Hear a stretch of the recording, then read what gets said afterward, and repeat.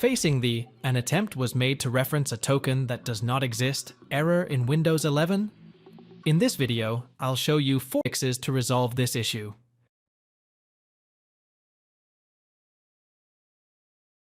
Search for command prompt in the Windows search bar. Right-click on the option and select Run as Administrator.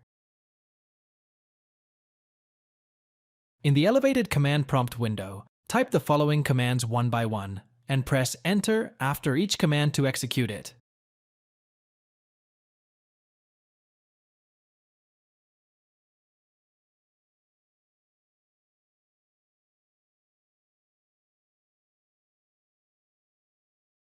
The first command brings you to the correct location, and the second command re-registers the DLL files.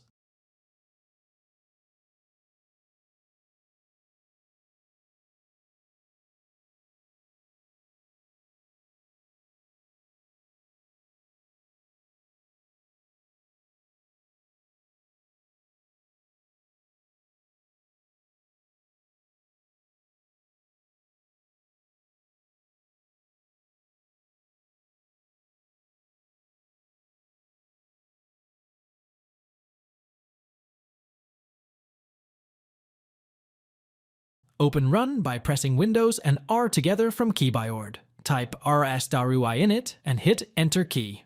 Now, restore your PC to an earlier date.